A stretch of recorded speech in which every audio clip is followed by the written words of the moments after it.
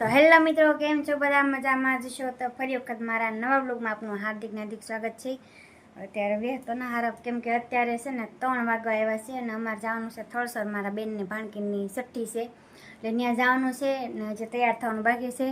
એટલે હજી કેવી તૈયાર થશું ને ત્યાં છઠ્ઠી કેવી રીતના છે એ જોવા માટે મારી સાથે ઠેઠ સુધી મારી ચેનલ માયા સોલંકી ઓફિશિયલ પર બનાવી રહેજો. ચાલો તૈયાર થઈ જાઓ, બાય બાય. તો મિત્રો ફાઇનલી થઈ ગઈ છું તૈયાર અને હવે જવાનું છે અમારે બાઇક લઈને થળસર. તો હવે રસ્તો થોડો ખરાબ છે પણ જવું તો પડશે, કેમ કે છઠ્ઠી છે અને ફોન આવ્યો હતો એટલે જવું પડશે. અને એના માટે નાનું એવું ટેડી બેર લીધું છે, પણ અહીંયા નહીં બતાવું, ત્યાં જઈને પછી બતાવીશ કે કેવો ટેડી બેર છે. અને મારા ભાણીબાને પણ જોવાના છે, મેં નથી જોયા છે એટલે એને પણ બતાવીશ. એને જોવા માટે મારી સાથે ઠેઠ સુધી વિડીયોમાં બનાવી રહેજો. તો બાય બાય. તો મિત્રો ફાઇનલ એમ છે નીકળી ગયા, સાયાવાળા રસ્તે પહોંચ્યા છીએ, જવાનું છે પણ થાકી ગઈ તો પાછળ બેઠી બેઠી તે કડીક પોરો ખાવા ઊભા રહી ગયા. જો એક બાજુ ઝાડ છે, એક બાજુ કપાસ છે, રફ રોડ છે, બાવળીઓ છે.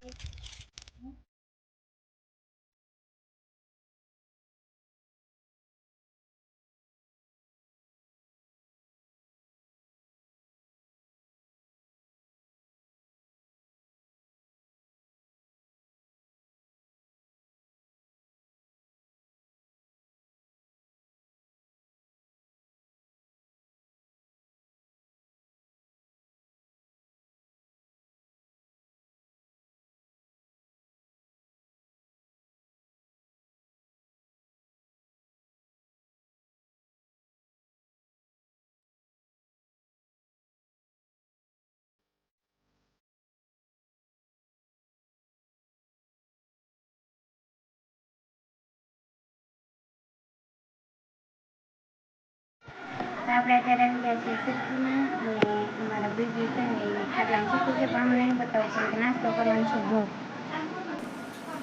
અહીંયા બધા નાસ્તો તૈયાર કરે છે. જો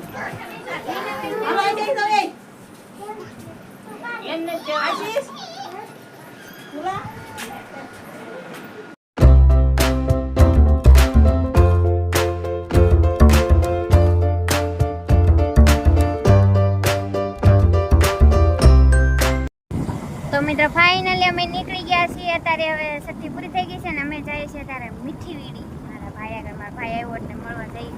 એમાંય ત્યાં રસ્તામાં ઘર આવે ને આ તો માતા જાય આપણો રસ્તો.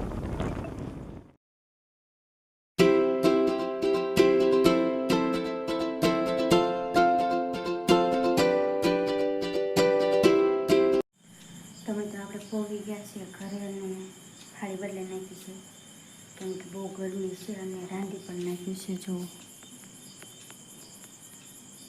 રોટલી થઈ ગઈ છે, એમાં સેવ ટમેટાનું શાક કર્યું છે અને હવે છે ને જમીને પછી સૂઈ જશું એટલે આપણે બહુ નહીં આપી. ગમી ગયો હોય તો લાઈક કરજો, શેર કરજો અને સબસ્ક્રાઈબ કરવાનું ભૂલતા નહીં. બાય.